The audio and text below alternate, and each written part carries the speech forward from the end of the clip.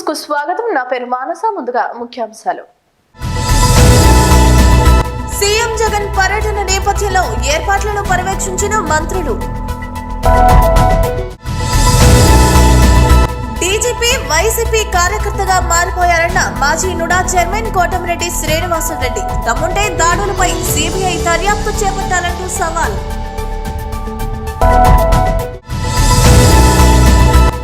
గుంటూరు ప్రభుత్వ ఆసుపత్రిలో short circuit. ఆసుపత్రి సిబ్బంది చొరవతో తప్పిన పెను ప్రమాదం. సిబ్బందిని అభినందించిన పలువురు. మార్టూరు వద్ద ఘోర రోడ్డు ప్రమాదం, 4 మృతి. ఈ నెల 11వ తేదీన నెల్లూరులో జరగనున్న ముఖ్యమంత్రి వైఎస్ జగన్మోహన్ రెడ్డి పర్యటనలో భాగంగా శ్రీ వేణుగోపాల స్వామి కళాశాల మైదానంలో ఏర్పాట్లను మంత్రి అనిల్ కుమార్ పరిశీలించారు. ఇది కంప్లీట్ అయిపోతేనా ఈ రేకులు కంప్లీట్ అయిపోతే మనకు వర్షం పడ్డానికి మన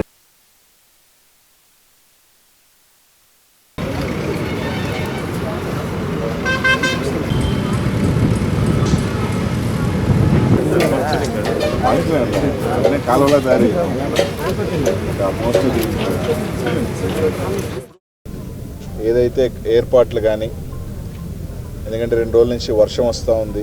సో వర్షం ప్రెడిక్షన్స్ ఉన్నాయి కాబట్టి ఏ విధమైన జాగ్రత్తలు తీసుకోవాలి, ఏ విధంగా ఒకవేళ 11వ తారీఖు వరకు కూడా వర్షం ఉండొచ్చు అంటున్నారు. సో వర్షం పడితే గ్రౌండ్ కానీ అనేక రకాలు కూడా ఎక్కడ ఇబ్బంది కలగకుండా వచ్చే ప్రజలకు కానీ, మహిళలకు కానీ, అలాగే కొంతమంది పిల్లలకు కానీ ఎక్కడ ఇబ్బంది లేకుండా ఏర్పాట్లు చేయటం. అదే కాకుండా ముఖ్యమంత్రి గారికి ఘన స్వాగతం. ఎందుకంటే ఒక ప్రతిష్టాత్మకమైన కార్యక్రమం. భారతదేశ చరిత్రలోనే దాదాపు పిల్లల్ని చదివించుకునేదానికి తల్లులకు ఇచ్చే ఆర్థిక సహాయం ఇప్పటిదాకా ఏ ఒక్క రాష్ట్రంలో ఏ ఒక్క ముఖ్యమంత్రి ఆలోచన చేయని పథకాన్ని మన ముఖ్యమంత్రి గారు ఆలోచన చేసి, ఏదైతే ఎన్నికల ముందు మేనిఫెస్టోలో పెట్టిన తర్వాత గత సంవత్సరం దాదాపు 6,500 కోట్ల రూపాయలతో 42 లక్షల తల్లులకు సంబంధించి ఈ కార్యక్రమం, దాన్ని రెండోసారి కూడా లాంచ్ చేసే కార్యక్రమం. బట్ ఇంత పెద్ద కార్యక్రమం ఈరోజు రాష్ట్ర వ్యాప్తమైన జరగాల్సిన కార్యక్రమం నెల్లూరులో జరుగుతుంది కాబట్టి అందరం కూడా ప్రతిష్టాత్మకంగా తీసుకొని ముఖ్యమంత్రి గారికి ఘన స్వాగతం పలుకుతూ, ఆయన చేస్తున్న మంచి కార్యక్రమాలు, సంక్షేమ పథకాలు కూడా ప్రజలందరూ కూడా మద్దతు తెలియజేస్తూ ఆ రోజు జరగబోయే ఈ కార్యక్రమం పెద్ద స్థాయిలోనే జగన్మోహన్ రెడ్డి గారికి ఏ విధంగా మనం స్వాగతం పలకాలా, ఏ విధంగా ఆయన ఆహ్వానం పలకాలా అని చెప్పి అందరం కూడా ఆలోచన చేస్తాం. అలాగే ఈరోజు పెద్దలందరం కూడా ఈరోజు ఇక్కడికి విచ్చేసి ఏర్పాట్లన్నీ కూడా పర్యవేక్షించడం, ఏ విధంగా ఆ ప్రోగ్రాంకి చిన్న ఇబ్బంది కలగకుండా ఉండేదానికి కూడా అన్ని జాగ్రత్తలు కూడా తీసుకుంటూ ముందుకు వెళ్తూ ఉన్నాం. కాబట్టి 11వ తారీఖున జరగబోయే 11 గంటలకి జరగబోయే కార్యక్రమాన్ని నెల్లూరు జిల్లా ప్రజలందరూ కూడా ఇక్కడికి వచ్చి జగన్మోహన్ రెడ్డి గారికి వాళ్ళ అభిమానం, వాళ్ళ ఆశీస్సులు జగన్కి ఇవ్వాలని చెప్పి తెలియజేస్తారు. వెస్ట్రన్ ఆస్ట్రేలియా ప్రభుత్వ ప్రతినిధులతో పరిశ్రమల శాఖ మంత్రి మేకపాటి గౌతమ్ రెడ్డి వీడియో కాన్ఫరెన్స్ ను నిర్వహించారు. And I must say that since you are native, from AP or Visakhapatnam, if I'm not wrong, I think that advantage we very well saw it. You were the first delegation, the Western delegation that came into the Andhra Pradesh, and I think I still remember the interaction that we had in Visakhapatnam, also in Vijayawada too. Anyway, welcome, a very good morning, and my happy new year, and a warm welcome to the Honorable Australian High Commissioner to India, Honorable Barry O'Farrell, Ms. Jessica Shaw, MLA, Chair, Economics and Industry Standing Committee, Parliament of Western Australia, the industry stalwarts from Australia and in India, partners from industry, and to the friends from IACC, and of course to our ambassador from India. I thank you for your kind remarks and perspectives on promoting India-Australia strategic and economic cooperation. I'm happy to be here and share my thoughts with you all. We all do know that Australia and the state of Andhra Pradesh has signed a sister state agreement way back in 2016. If you really understand the bilateral cooperation that we can see is that an array of institutional mechanisms has been put in place to promote our bilateral cooperation between these two countries. We are not only looking at a macro level management level of engagement, and not only at as Honorable Ambassador has pointed out, at the defense sector and also the diaspora and the business and the things like that. We are also taking a strategic interest in our Indian Ocean initiatives. We're also looking at the exchange of high-level visits between these Western Australia and from the state of AP. We also had a Foreign Ministers Framework Dialogue.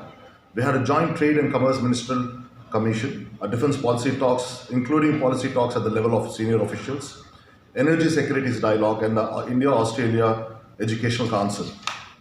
Track 2 dialogues like Australia-India Leadership Dialogues or the Youth Dialogues.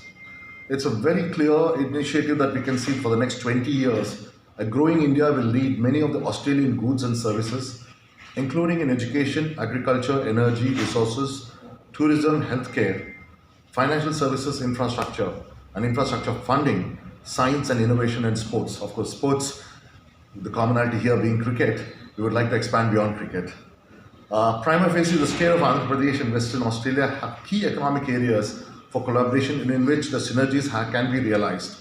These are, as I already pointed out, mining and mining services. We do know that Western Australia contribute greatly to the Australian GDP, especially in this particular area of expertise. The other area we're looking forward to is the electric vehicles and battery technologies, because again, where lithium, a mineral deposit which is vastly available in Western Australia. The mining sector, as you know, across India is opening up, and the government of India initiative is that to get the mining sector as open, and you can also see the public sector units also being privatized.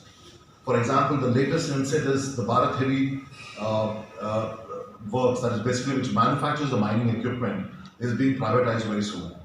Collaboration also to make mining equipment in India to supply to domestic mining markets. The other big area that I would like to dwell is also the government of Andhra Pradesh is focused to make Andhra Pradesh as one of the major hubs for electric mobility in the country. Mobility and accelerate adoption of electric vehicles that eventually lead to sustainable and healthier climate.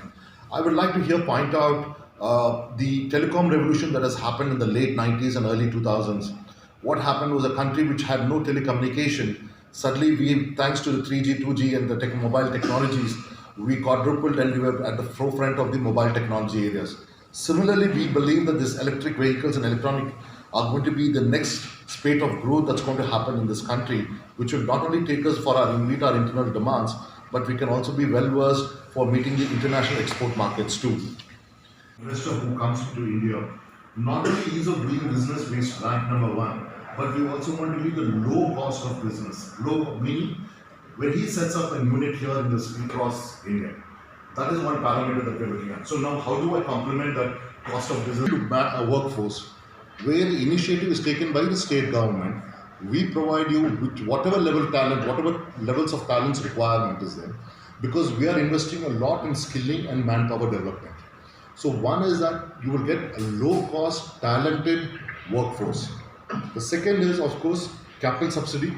Now, we have defined ourselves into the MSME and the large investment. Andhra Pradesh DGP YCP కార్యకర్తగా మారిపోయారన్నారు మాజీ NUDA chairman Kotamreddy Srinivasureddy. Nellore TDP కార్యాలయంలో ఏర్పాటు చేసిన విలేకరుల సమావేశంలో ఆయన పాల్గొని మాట్లాడారు. కేంద్రం కదా,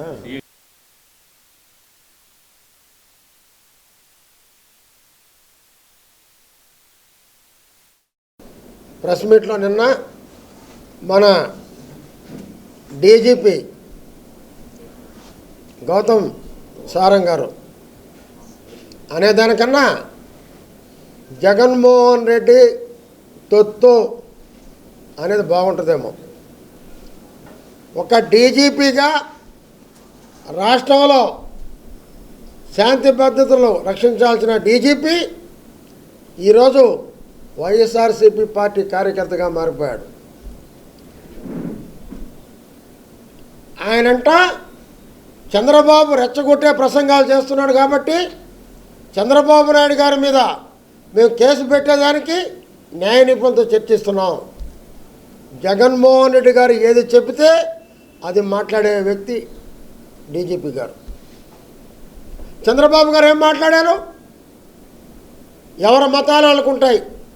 జగన్మోహన్ రెడ్డి గారు క్రిస్టియన్, నేను హిందూ.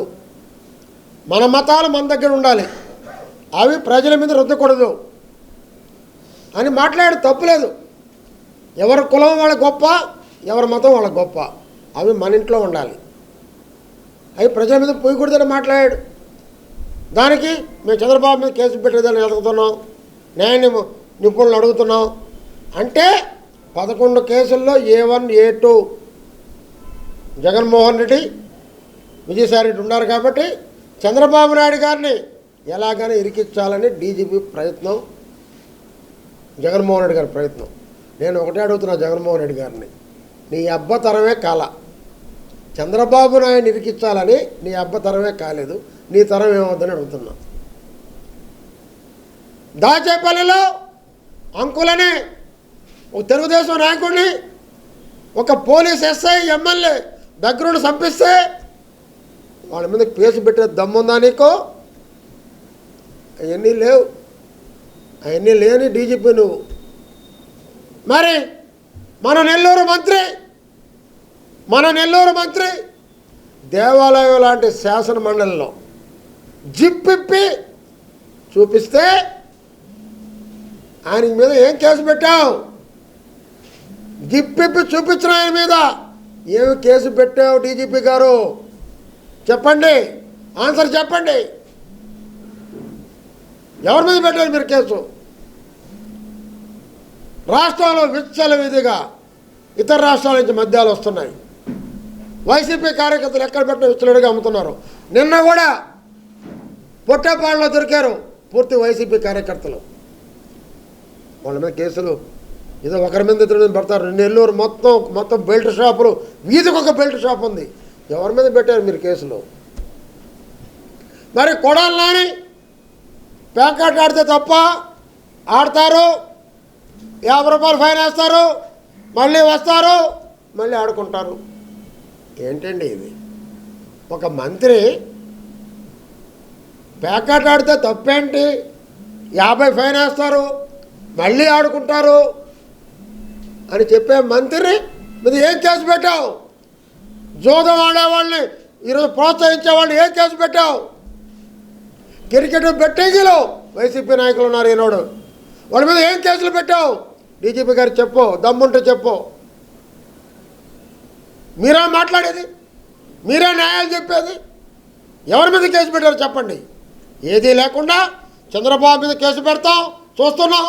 డీజీపీ దమ్ముంటే పెట్టు. నెల్లూరు నుంచే ఉద్యమాలు ఎలా ఉంటుందో చూస్తావు రుచి. పోలీసు చూసి భయపడతావా? మీరు పెట్టే కేసులు భయపడతావా? తిరిగి కేసులు పెడతాం. లా అండ్ ఆర్డర్ మాకు తెలుసు, చట్టాలు మాకు తెలుసు, మీకే కాదు. తెలుగుదేశం పార్టీ కార్యకర్తల్ని అదిరించో, బెదిరించో, చంపించో, భయపెట్టాలని చూస్తే మీ తరం కాదు, నీ పార్టీ తరం కాదు డీజీపీ గారు. గుంటూరు జిల్లా సత్తెనపల్లి మండలం గండ్లూరు అడ్డ రోడ్డు వద్ద 15 మంది కూలీలతో వెళ్తున్న ఆటో బోల్తా పడింది. ఈ ప్రమాదంలో 8 మంది గాయపడగా 2 పరిస్థితి విషమంగా ఉంది, 1 మృత్యువాత పడ్డారు.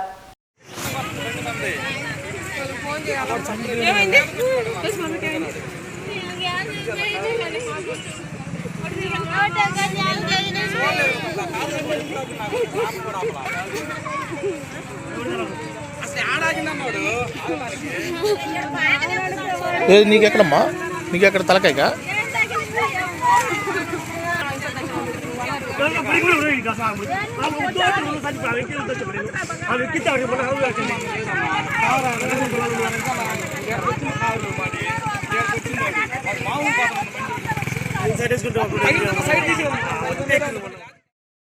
గుంటూరు ప్రభుత్వ ఆసుపత్రిలో షార్ట్ సర్క్యూట్ కారణంగా అగ్ని ప్రమాదం సంభవించింది. సమయానికి ఆసుపత్రి సిబ్బంది స్పందించడంతో పెను ప్రమాదం తప్పింది. సమయస్ఫూర్తితో వ్యవహరించిన ఆసుపత్రి సిబ్బందిని పలువురు ఈ సందర్భంగా ఘనంగా అభినందించారు. మొత్తం పొగ మొత్తం వచ్చేసి కొద్దిగా కన్ఫ్యూజ్ అయ్యారు. అయినా కూడా మా ధైర్యంతో ముందుకు వచ్చేసి మొత్తం 20 మందిని మొత్తం అక్కడి నుంచి ఖాళీ చేసి వేరే పంపించగలిగింది. టోటల్గా అయితే పర్ఫెక్ట్గా ఎలాంటి ఇబ్బంది లేకుండా ఉందన్నమాట. రైట్ మేడం గారు రండి.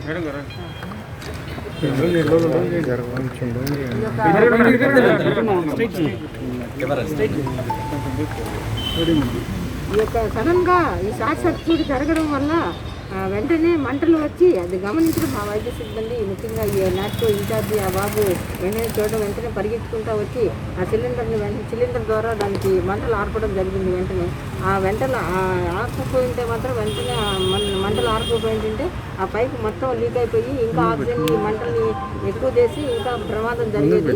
మన అదృష్టవశాత్తు దేవుడి దయ వల్ల ఆ మంటలు ఆర్పేయడం వల్లే ఆక్సిజన్ కూడా ఇంకా వేరేగా డ్యామేజ్ జరగలేదు. వెంటనే మేము గమనించి ఆ వైద్యులు అందరికీ ఫోన్లు చేసుకొని వెంటనే అందరూ ఒక చోట చేరి ఈ పేషెంట్ ముందు ఏరే వార్డుకి షిఫ్ట్ చేసేసాం. అక్కడ ప్రాణాపాయం ఏం జరగలేదు.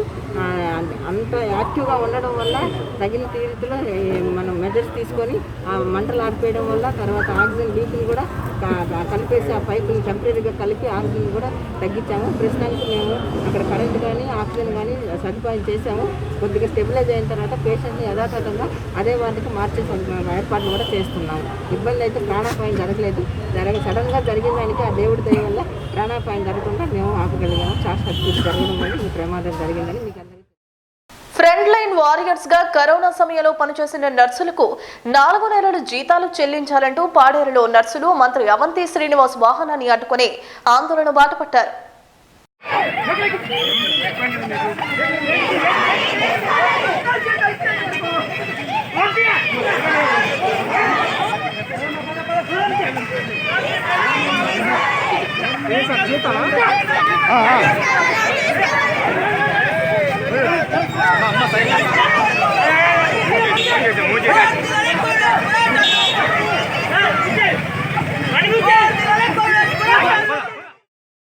ప్రకాశం జిల్లా మాటూరు వద్ద ఘోర రోడ్డు ప్రమాదం సంభవించింది. జాతీయ రహదారిపై ఆగి ఉన్న ట్రాలీని కారు బలంగా ఢీకొట్టడంతో 4 మృత్యువాత పడ్డారు.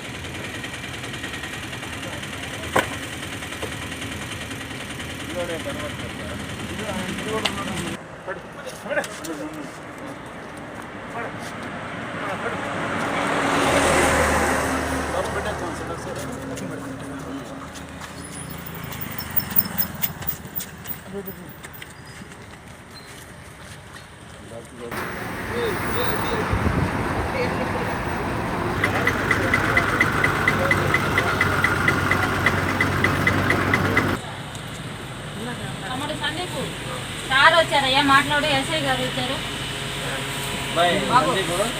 ఏందమ్మా, ఏం జరిగింది? ఎక్కడి నుంచి వస్తారు మీరు? ఏలూరా?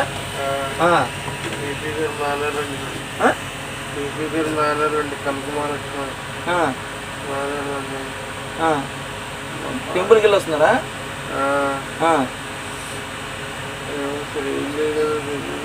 డ్రైవర్ ఎవరు తోలుతుంది? ఎంతమంది ఉన్నారు బండిలో? కారులో ఎంతమంది ఉన్నారు? కారులో ఎంతమంది ఉన్నారు? సందీప్ చెప్తున్నాడు. డీటెయిల్స్ కారులో ఎంతమంది ఉన్నారు చెప్పయ్యా సార్ ఒకసారి. వార్తలు ముగించబోయే ముందు ముఖ్యాంశాలు మరోసారి. సీఎం జగన్ పర్యటన నేపథ్యంలో ఏర్పాట్లను పర్యవేక్షించిన మంత్రులు. డీజీపీ వైసీపీ కార్యకర్తగా మారిపోయారన్న మాజీ నుడా చైర్మన్ కోటమిరెడ్డి శ్రీనివాసరెడ్డి. దమ్ముంటే దాడులపై సిబిఐ దర్యాప్తు చేపట్టాలంటూ సవాల్.